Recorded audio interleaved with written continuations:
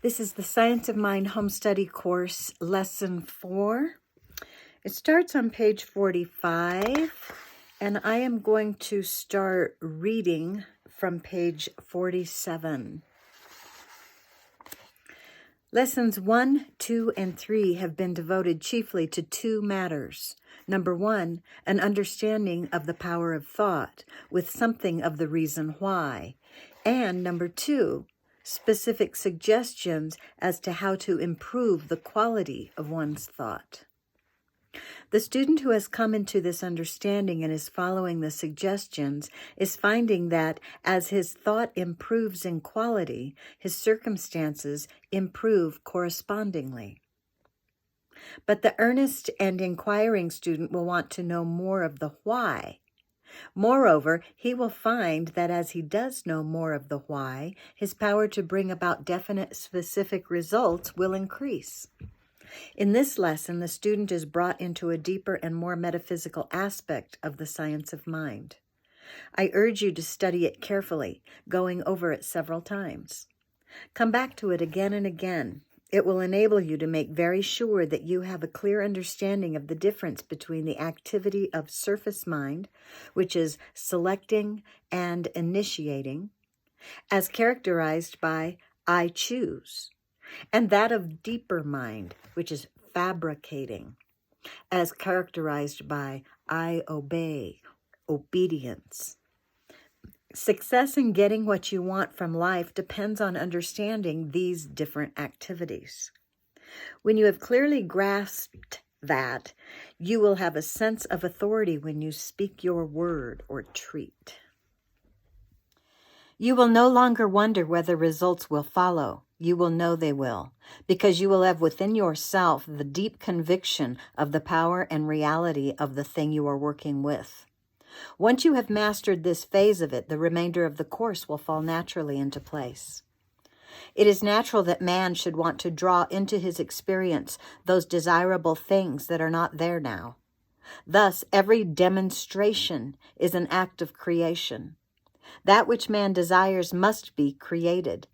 When we find the general principle of creation, we can apply it to the particular.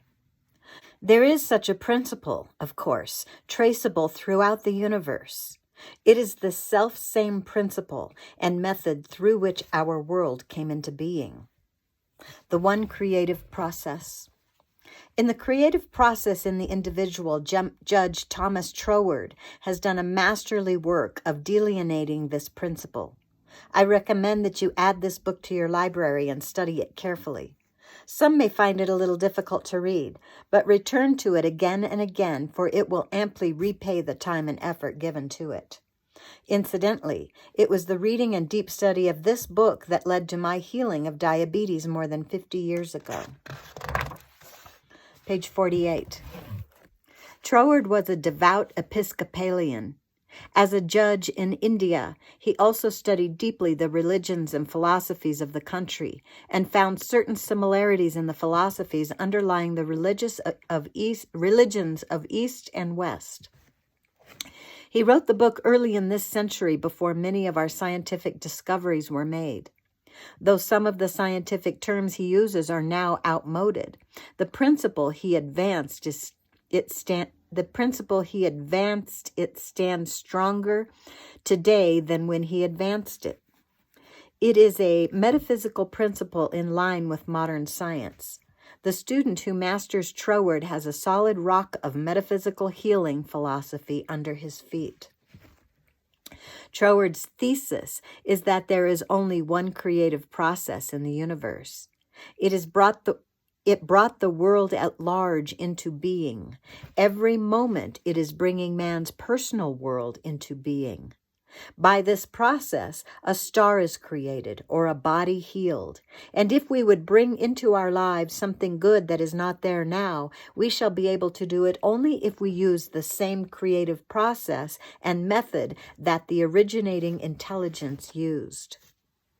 In order to grasp this, the student will start with an inquiry into the nature of God, or to use Troward's term, the originating intelligence.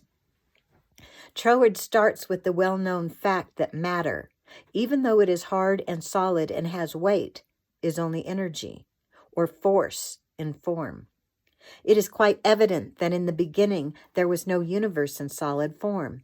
Yet all the material out of which the universe would be formed was present in an unformed state, as the unformed body of God. In the beginning there was only God and nothing, since at that time there was no material universe. The energy that caused the universe to be formed could only have been an energy that does not originate in the material sphere.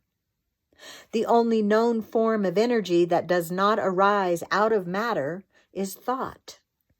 But there were no people in existence, so the thought must have been that of an infinite thinker. The eminent physicist Sir James Jeans, in a purely scientific way, arrives at this same conclusion, as we shall show in our next lesson. Threefold nature of the infinite. The three-sided nature of infinite intelligence is somewhat difficult to comprehend. Perhaps a simple illustration will make it clear. Think of a block of ice. We know it is ice and nothing else. Yet it is water, and with a slight change can become steam. Placed in a pail on a hot stove, the ice soon becomes water, which is ice at a higher molecular vibration. Its molecules are moving at a higher rate than when it was ice. Apply more heat, and the water now becomes steam, a still higher vibration. Thus, there have been three different substances, each with a different name, yet they are all basically one, differing only in their vibratory rate. Each functions differently from the other. As steam, this substance will clean the grease off an automobile motor, which ice or water will not do. Ice will keep fruit fresh, which steam will not do. Water will serve as the abode of fish, which neither steam nor ice will do. Thus we have a diversity of name, form, and function for the same thing. Yet under whatever name and whatever function it acts, its basic, essential chemical character is the same, namely H2O. Suppose we reverse the procedure. Invisible steam emerging from the kettle spout becomes visible vapor. Passed over or through a cool coil, it becomes water. Refrigerated, it becomes ice. Each graduation becomes more dense or solid than the preceding one. Now suppose we think of spirit as the highest vibration in the Trinity, invisible like the steam in its activity. It selects what is to be done and initiates the creative cycle. Its decisions are not seen by us until mind, a lower vibration, manifests them by acting upon the primary unformed substance to condense it into form or body, a still lower vibration. At this point, the creative sequence has been completed. I regret having to use such a crude analogy, but the unseen must sometimes be depicted in terms of the seen, the unknown in terms of the known, since all of us are still in that kindergarten stage of development where we must use the physical senses to interpret spiritual truth. How the creative cycle operates. In the creative process in the individual, Troward's keen legal mind presents a most logical case showing how the three-in-one operates. Let us see then how creation evidently occurs, remembering that as God, the greater Trinity, creates a universe, man, the smaller Trinity, creates any good that he desires. Spirit, mind, and unformed substance are one and have always been present. Scientists tell us that matter must always have been present in an unformed state. No one of the three has created the others. I'm on page 50. Troward speaks of spirit containing the primary substance and then projecting or evolving, not creating it. There is an equality among these three phases of the Trinity, since they have all been present throughout the eternity that is past, but for some inscrutable reason, there is a division of function. Perhaps it is only the way we see its operation, there being no real division, but only an apparent division of function.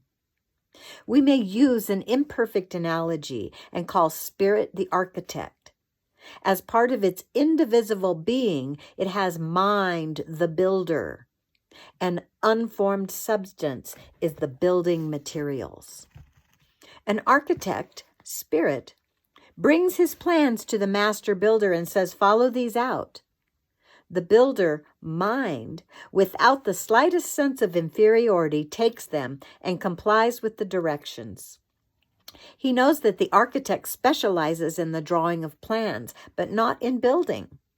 He is the builder, does not draw plans, but specializes in building. It is by the cooperation of these two that all the beautiful and massive structures in the world are erected out of the unformed materials, such as wood, rock, and etc. So God as spirit and God as mind, two phases of the one, acting separately, are working in close harmony. Neither is inferior to the other. They act as equal partners. In like manner, there is no division between man's surface mind and his deeper mind. They work together. The surface mind selects and presents the blueprint, while deeper mind fabricates it into form, two phases of one activity. Page 51. The creative process in the universe and in the individual. The charts on the creative process in the universe and in the individual require careful and diligent study. Each idea is of the utmost importance. Those students who grasp their meaning and implications invariably produce effects far in advance of those who fail to do so. The more you study them, the more clearly you will see the obedient response of this vast creative power to your conscious choices. It removes treatment from a vague, hit-or-miss dependence upon wishing or feeling to an authoritative knowing, such as the infinite has. Refer to them constantly as you study this lesson. Page 52 has charts on it. So at the top, the creative process in the universe and the individual. The three phases of the infinite intelligence, acting as one, complete the one creative process. By this process, it is thought God brought the universe into being. By this process, it is thought God brought the universe into being. So the first chart here we have is broken into three parts, and the top part says spirit, originating intelligence, first cause. The second part says mind, universal subconscious, the knower, the fabricator, the law. It is the medium through which spirit works, which will produce body, the third part. Body is the primary unformed substance that is molded by the action of mind into all the visible universe. It is the effect. By this same process, man brings his world of experience into being. So we have a smaller chart here. And one of them is spirit, or surface or conscious objective mind, the one that chooses. It is the cause. It goes through our mind, our deeper unconscious, subconscious, subjective mind, which is the medium of creation.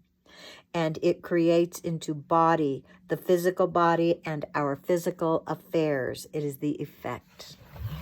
The next page, page 53. What God is in the large, man is in the small, the image and likeness of God.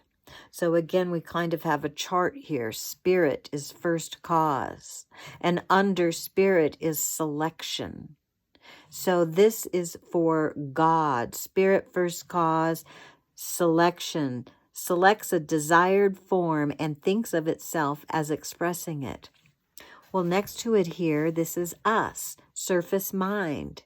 Acts like spirit is the cause. I choose. We watch the spools and we put on the loom. Number 2 is initiative. God says, let there be, initiates the action of mind and starts it fabricating the form, always acts on mind, never acted on by anything. So over on our side over here, underneath surface mind where we have selection, number 2 is initiative. I direct the creative process toward a given end. We start a course of action, always acts on deeper mind, need never be acted on by anything. Next down is mind, which is the medium. Obedience to spirit, always acted on by spirit, always acts on the body. On the other side, this is our deeper mind. Our mind is the medium. It is obedient to surface mind, always acting on surface mind, always acting on the body. Fabrication into form of spirit's choice is number 2. So the mind fabricates into the form of the spirit's choices. Over here, our deeper mind fabricates into form of surface mind's choices. And then below that we have omniscience, wisdom of the ages, the knower. Omniscience will never be faced with a problem too great. Omniscience knows how to build a star or a cell, a great corporation or a peanut stand. Omnipotence is all power, the doer. The biggest thing to us is infinitesimal to omnipotence. To omnipotence, there is no big or little, hard or easy, simple or complex, curable or incurable. Omnipresence is everywhere present. Mind presses in on us as definitely as does the atmosphere. Closer is he than breathing, and nearer than hands and feet, says Tennyson. I only know I cannot drift beyond his love and care, quotes Whittier. St. Augustine described the nature of God as a circle whose center is everywhere and its circumference nowhere. Emerson. So next in this trilogy or trinity comes the body, which is the effect. So in God, it is inertia, always acted on by mind and never acts on anything. Body never acts on anything. And over here, our body is the effect, inertia, always acted on by deeper mind, never acts on anything. It never inflicts anything on us. No power to originate or heal a condition is contained in the body. Interesting. Next page, 54. So there's another big chart here. It says the 3 phases of the infinite intelligence acting as one complete the one creative process. By this process, it is thought, God brought the universe into being. So we just have some different words here on this chart. At the beginning, at the top, one of the pies of the 3 is spirit, the originating intelligence, first cause. Characteristics are selection and initiative. It selects a desired form and thinks of itself as expressing it. This is God in action. It initiates the action of mind by saying, let there be, and starts it fabricating what spirit wants to manifest. It always acts on mind, and it's never acted on by anything. Next, it goes into mind, which is the universal subconscious medium. Its characteristic, obedience. It obeys spirit. It obeys spirit's selection and initiative. It is always acted on by spirit, always acts on body, always acts according to pattern given by spirit. It always acts deductively. It always acts impersonally. It always finds ways and means. It is never bound by precedent. It is the knower, the fabricator, the law.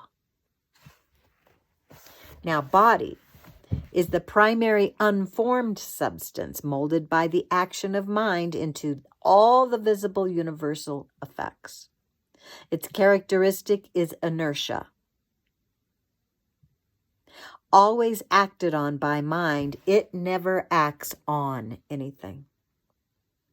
The threefold nature of God, the infinite, the macrocosm. What God, the infinite, is in the large. Okay, that's that chart. Now on the next page is page 55. That is the chart of us. That's the chart of humanity or man. By this same process, man brings his world of experience into being. So we'll see on the top of the pie where spirit is. That is our surface mind, or our conscious or objective mind that thinks. Okay, it is the cause. We can select and initiate. We select an experience by saying, I choose. And we initiate the action of deeper mind to bring it into form. It always acts on deeper mind. It need never be acted on by anything. So now we go to the second pie, which is mind. It is universal subconscious mind in God. In us, it is our deeper mind, our unconscious mind, our subconscious or subjective mind. It is the medium by which we create. And the characteristic is obedience. It obeys surface mind selection and initiative. It is always acted on by surface mind, our surface mind. It always acts on our body and our body of affairs. It need never act on surface mind. Always acts according to the pattern given by surface mind. It always acts deductively. It always acts impersonally. It always finds ways and means. It is never bound by precedent. It is the knower, the fabricator, the law. So body, this is our physical body, and the body of our affairs is the effect. The characteristic is inertia. It is always acted on by deeper mind and never acts on anything. The threefold nature of man, the finite, the microcosm. Man, the finite, is in the small, the image and likeness of God. Page 56. As I said at the beginning of this lesson, the more you know of the why, the more you will be able to bring about specific results. The more you master the underlying principles that are operating beneath the surface when you are giving a treatment, the more certainty you have in the outcome of your treatment, because you know it is based upon principle, the law of mind. Spirit selects and initiates. Troward shows how there evidently was in the originating intelligence the desire for creation. He shows quite logically how spirit apparently exercised selection by deciding that there shall be a formed universe and controlled the selection of the details of creation. In addition to the power of selection, spirit possesses the power of initiative. It initiates the creative sequence by its let there be and releases its word completely to mind, the builder. Mind obeys. Mind, the builder, obediently and without question accepts the decree and proceeds to carry it out. Mind molds the plastic, unresisting, inert, primary unformed substance into the form of the idea expressed by spirit, following with exactitude as though from a blueprint. Mind is characterized by obedience. Its function in the creative process is to carry out unswervingly whatever spirit selects for creation. It possesses all knowledge. It knows how to construct a universe. It knows how to open the way into higher living, prosperity, health. It works with quiet certainty. Yet it never originates its own plan. It must always work from the pattern given it. It is always obedient. Body, unformed substance, is molded into form.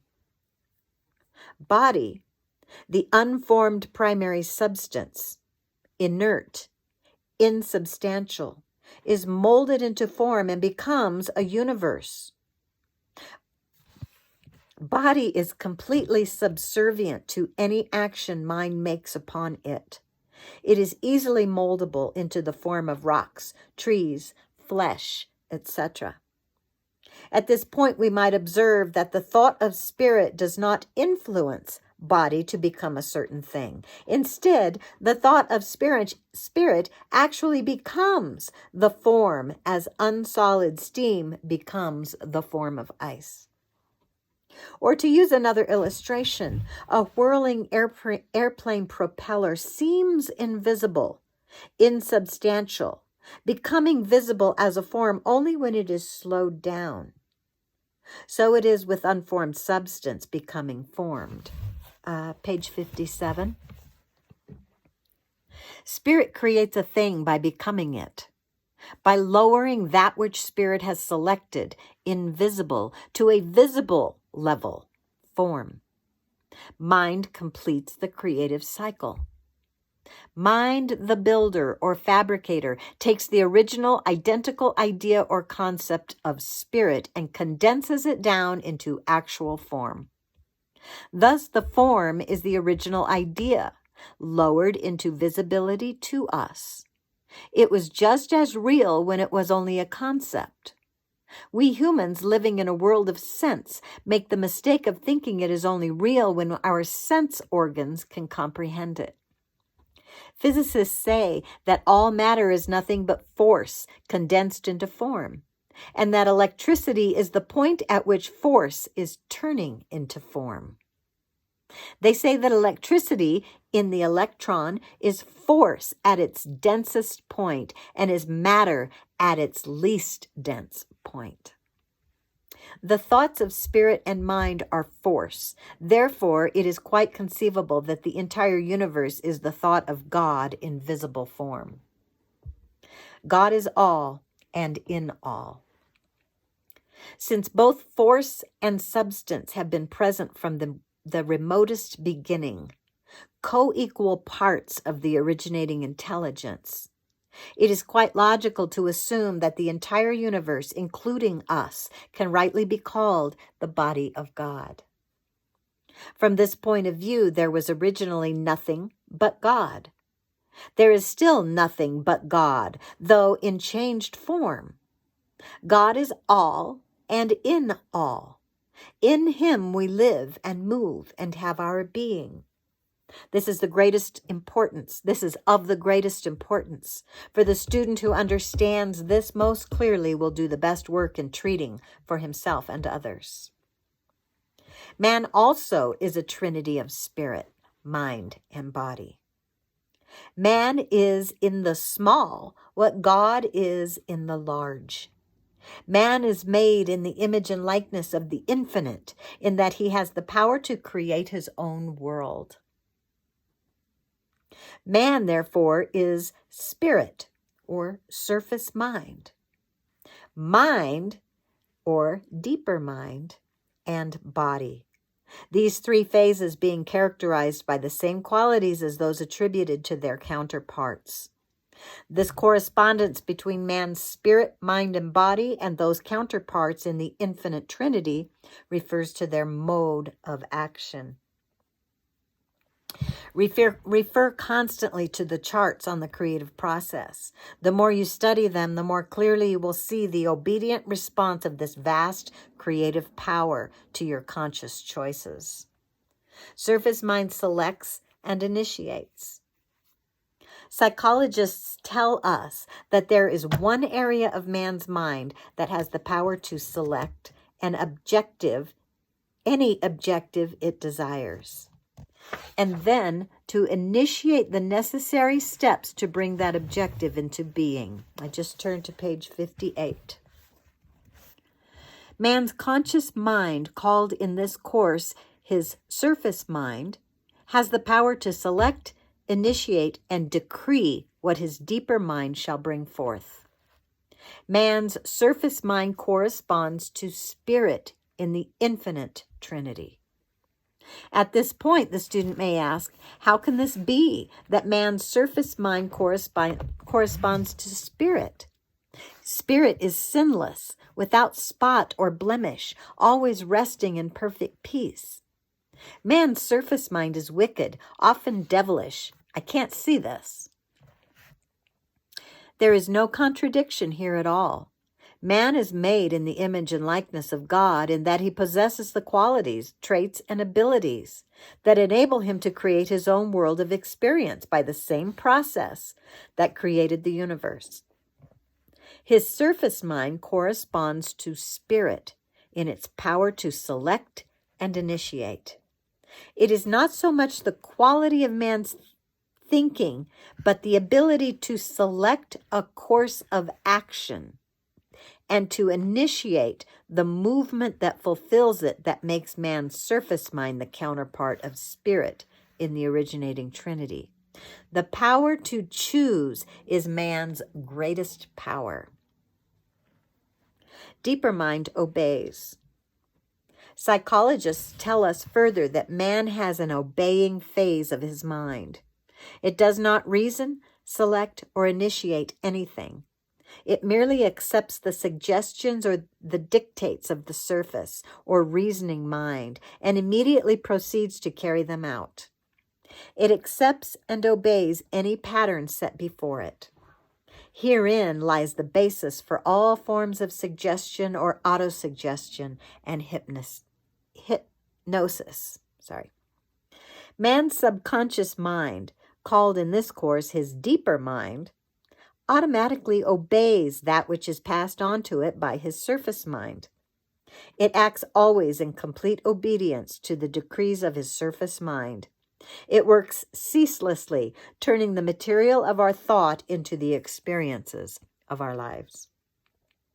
Man's deeper mind corresponds to mind in the infinite Trinity. Body reflects man's thought.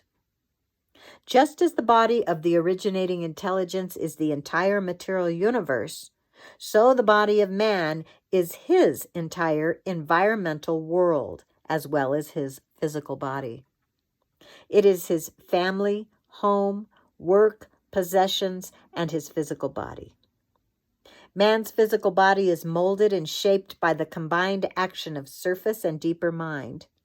His home, business, and every area of his life are likewise a reflection of his thinking.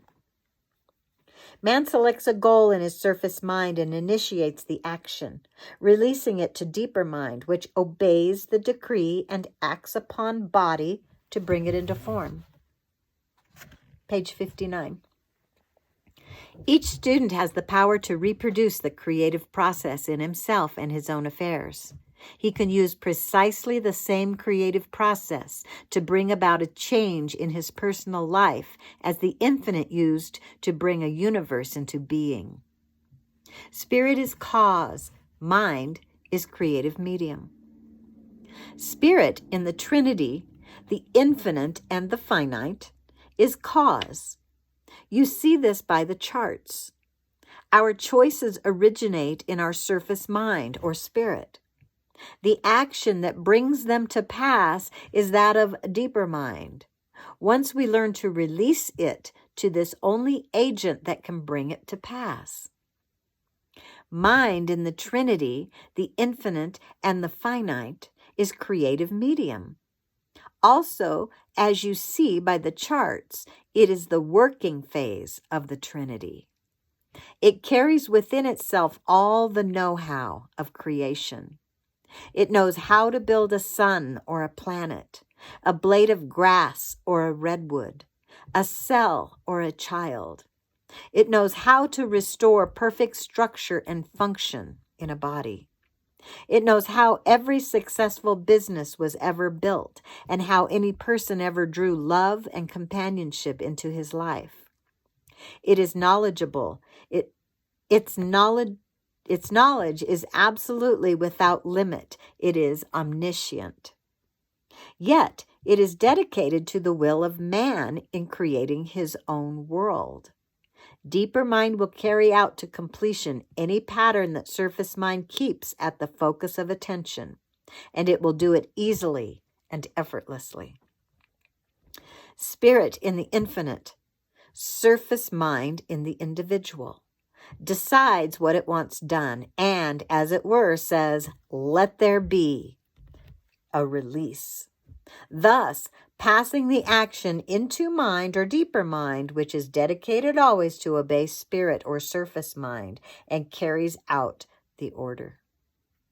But there is nothing inferior about the place mind or deeper mind holds in the Trinity. It is not a slave. It is simply the working phase of the Trinity. Genesis describes the creative process. The Old Testament story of creation may seem crude and naive because it was set down in a day long before scientific findings in this field. Yet it is remarkable how those ancient seers felt their way to scientific truths and stated them in terms whose significance they probably did not fully grasp.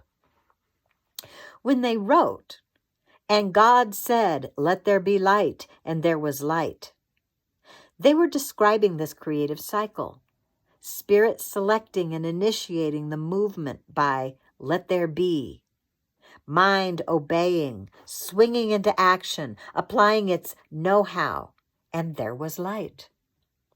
It should be apparent now that the science of mind does not depart from the Bible, but reinterprets it in the light of modern knowledge.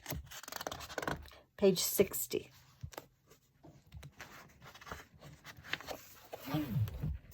Spirit has the powers of selection and initiative. Universal creation gives evidence of choice or selection by the fact that it is not universe-wide, but occurs in spots. What caused stars to be built at intervals?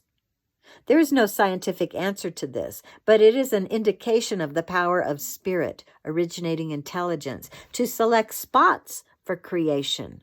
And so we can assume that one of the characteristics of originating intelligence is the power of selection. But there must be an additional power, for the ability to select without a concomitant power to carry out the choice would have left spirit the prisoner of its own imaginings. The very fact that creation was carried into form indicates, then, that spirit has the power to select, then to initiate, in its mind phase, the action that brings into manifestation that which spirit has selected. We continue to repeat that one of the fundamentals in the science of mind is that man's surface mind has the powers of selection and initiative. If man had only the ability to select and not the ability to initiate, he would be tantalized beyond endurance, always tormented by desire, yet without the power to attain. Fortunately, the creative process will work unfalteringly for man just as it did for originating intelligence. Each student can select a goal to be demonstrated before the completion of this course. He can then initiate the action in the creative cycle by speaking his word, that is, by declaring its fulfillment. And he can go forward in the conviction that he can reach that goal, not in some far-off heaven beyond the grave, but here and now in his earth existence. Progress comes from using selection and initiative. All man's advances have come through his power of choice. The rise from barbarism to civilization has been a repeated going on from one selection to a better one. But the power of selection has been exercised by comparatively few. The great masses, sunk in mental lethargy, have scarcely dreamed that there might be something higher and better. Thus they have been content with things as they have found them, things that their leaders have selected for them. The thinkers of the race, filled with a divine discontent, have always chosen to seek the higher levels. In the material life, our inventors have selected the better way of doing things. Hence, our advance from foot to horseback to automobile and airplane. From pounding a shirt with a block of wood in a running stream to our modern washing machine and laundromat. From smoke signals on a hilltop to radio and television. Without the twin abilities to select a better way and to make it come true, man today would still be living in a cave. I'm on page 61. Man's concept of God is growing. In the mental and spiritual field, man has had a growing conception of the infinite. Daring souls have weighed the old, measured it against a new idea, selected the new, and have sometimes been killed for it.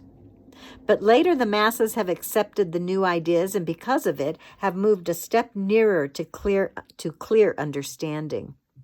The 20th century view of God is no more like the cruel tyrant of the Dark Ages than the automobile is like the Roman chariot. The most modern view of God is that of the science of mind, which appeals both to reason and to spiritual insight. And since it so definitely brings healing to all discordant conditions, it is evidently nearer the truth than the earlier conceptions, for by their fruits shall ye know them. It is comfortable to stay in a rut. It takes mental effort to get out. Unthinking people have always been angry when asked to pull free of their settled ignorance. Yet someone must pioneer, and when he does, usually he is accused of doing away with God. No one can do away with God. He is quite able to look after himself. The only thing the exploring thinker does away with is a superstitious concept of God. Much of the zeal for God is only zeal for one's settled opinions. Truth is inexhaustible, and the science of mind view is by no means the ultimate. It is the best we have today, but it will be further clarified to a still clearer truth by deeper study and understanding of our universe. When those clarifications come, they will do so through the ability of someone to select the greater in place of the lesser. What is God's will? Millions of persons today believe that it is the will of God that they should endure illness, poverty, unhappiness. They resign themselves to it because they do not know that they can select a better level of life and move on to it.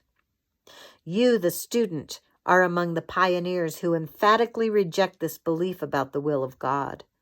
This course will enable you to prove to yourself and to others who are not blinded by prejudice that God's will for man is that he shall become more of himself, release more of his hidden powers, and draw more of his good to himself without hurting others in their search for their own good. Page 62. Why illness develops in man. Perhaps the student is now coming to see that sickness and other misfortunes develop in man because deeper mind is compelled to accept whatever thoughts are given it. It has no power of choice at all. It is an automatic receptor of the choice already made by surface mind. Whether it is constructive or destructive, deeper mind must carry out into form the thought of surface mind. The person who is always thinking, talking, or reading about symptoms and illness is actually saying, "Let there be illness," and deeper mind will obey his decree. He will become ill. That person will indignantly deny this, of course, but that does not change the fact that with his mouth he may be pleading for health, but with his thought, he is ordering illness. We are not always aware of the quality of our thought, and certainly do not notice the lightning speed of our choices. Once we have become habituated to negative thought, we automatically choose this kind. Then believe it has forced itself upon us. Surface mind must select positive thoughts. Every thought has two sides, the positive and the negative. Whenever a thought presents its discouraging side to us, we can know that its positive side is there also, waiting to be selected. For example, one cannot think of sorrow without also thinking of joy, because sorrow is the absence of joy. Illness is the absence of health, and poverty is the absence of prosperity. Failure is the absence of success. We can see now how highly important is this matter of selection. Man's deeper mind is the seat of his emotions, his feelings. His surface mind is the seat of his reason, his choices. Neither can carry on the activities of the other. They remain forever separate and distinct to our human eyes. Deeper mind depends on surface mind to protect it from error. But after the same choice has been made repeatedly, deeper mind comes to expect that sort of choice to be made. And once the thought has passed into its sphere, it goes to work on it, habitually fabricating it into form. Thus, negativity or positivity is nothing but a mental habit to which deeper mind has become accustomed and automatically expresses. The encouraging feature of this is that deeper mind is highly educable. It can be re-educated. Through repeated choice, a certain type of thought becomes a feeling. The person who lives by his feelings alone can never control the creative process because he is allowing the servant to become the master. Deeper mind, the feeler, must always remain the servant of surface mind, the chooser. Page 63.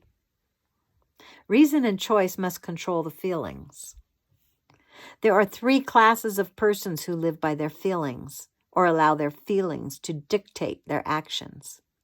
They are the savage, the child, and the insane. All unstable, undeveloped types. The mark of the civilized man is his ability to let reason and choice, not feelings, prevail. The person who says, "I just don't feel like working today," and who acts on that feeling is headed for failure. His mentally developed brother will say, "I don't feel like working today, but I simply must get to work." This man is using choice and initiative and is thus setting in action the creative cycle for a definite purpose. By the end of the day, he will have produced something worthwhile. On waking up blue. People quite often say, "I really intend to start thinking and acting positively, but when I wake in the morning, it seems as if a wave of gloom sweeps over me. I just can't get started." Many people often feel this way, but while we cannot help it if the birds fly over our house, we can keep them from building nests in the eaves. And the way we do this is through selection and initiative. The first thing upon awakening, choose to slant the mind in the direction of the good. The slanting may be done in many ways. One student has found it helpful to say, "I wonder what nice experience I'll have today, what pleasant people I'll meet, what good business I'll do, what nice contacts I'll make." It has revolutionized her life. Deeper mind can be re-educated. Cultivate the expectancy of the good and do it deliberately. If a myriad choices of the bad have gradually slanted the mind into a negative pattern, Faithfully follow through with the practical application for each lesson, particularly the thought training, and establish a new positive pattern. And remember that even though one has thought negatively for 40 years, it does not take 40 years to overcome that habit. Remember the farmer's horse in lesson 2. One constructive thought is more powerful than 10,000 destructive thoughts, because constructive thought is in line with the thinking of the originating intelligence and therefore has superlative force. Start every morning in the way the student above did. It will pay real dividends, for you will find that you are on your way to a life in which your feelings will come to back up your choices, not determine them. Page 64. Thus we can change from bad thought habits to good ones, from a pessimistic disposition to an optimistic one. Once we begin to take this way of the creative process in the individual, we can make ourselves what we want to be. The next lesson will deal further with body, the third phase of the Trinity. So here we are on page 65, and this is special helps in study and practical applications.